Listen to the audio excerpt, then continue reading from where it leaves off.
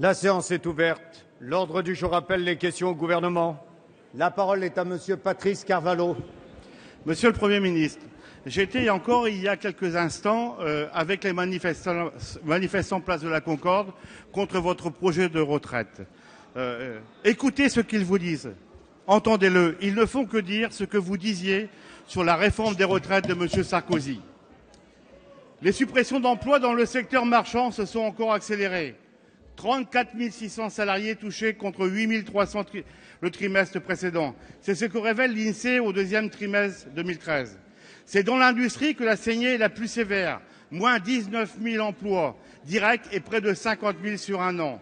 Dans l'actualité de ces derniers jours, deux exemples sont venus s'ajouter à cette hécatombe. Après PSA, ArcelorMittal, Petroplus et Doux, c'est au tour d'Alcatel-Lucent avec ses 900 suppressions d'emplois dans l'Hexagone et des abattoirs bretons GAD qui affichent 900 licenciements secs et des fermetures de sites.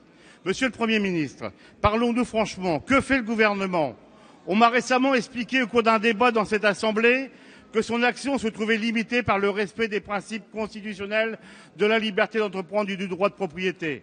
Le principe constitutionnel exige que chaque concitoyen ait le devoir de travailler et le droit d'obtenir un emploi. Ce principe-là est foulé aux pieds. En 2014, vous allez offrir au MEDEF et aux grands groupes 13 milliards d'euros de cadeaux supplémentaires sans contrepartie.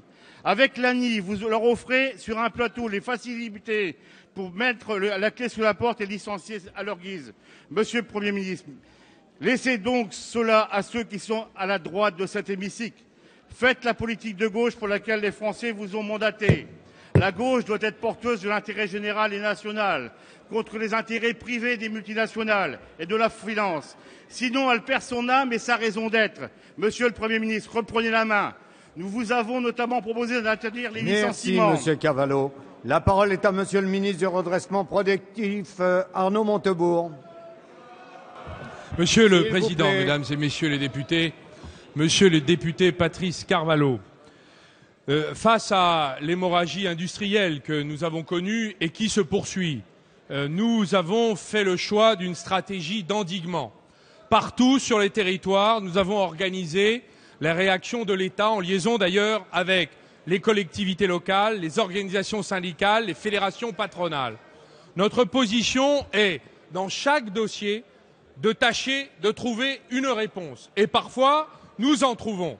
Parfois, les réponses sont insuffisantes, car l'ensemble des emplois ne peuvent pas être toujours sauvés. Mais à chaque fois qu'il vient à manquer des ressources dans une entreprise, nous demandons aux banquiers d'abandonner une partie de leurs créances, aux dirigeants, s'ils ont failli, de partir, aux organisations syndicales de faire un effort, aux élus locaux de participer. L'État participe dans ces tables rondes à l'abandon d'une partie des créances fiscales et sociales. Et nous avons une stratégie qui, à chaque dossier, dès que nous pouvons sauver un emploi, c'est une victoire. 10 emplois, c'est plus qu'une victoire. 100 emplois, c'est un triomphe. C'est très difficile et monsieur le député, je voudrais vous donner quelques exemples. Des exemples qui ne sont pas médiatisés mais qui sont la vie quotidienne de nos territoires. Clestra, 350 salariés en Alsace à Illkirch. 350 sauvés. Abattoir industriel de la Manche en Normandie, 700 salariés. Pour l'instant, 700 sauvés. Ebrex, 1100 salariés dans le transport frigorifique. Dans 23 sites en France. L'entreprise a pu être reprise grâce à nos efforts. C'est 1100 salariés sauvés. Nous avons des échecs, c'est vrai, mais nous avons aussi des victoires. Nous pourrions quand même organiser la mobilisation autour des outils industriels, nos brevets technologiques, nos savoir-faire humains. Et je sais que nous pouvons compter sur tous les partenaires de l'entreprise.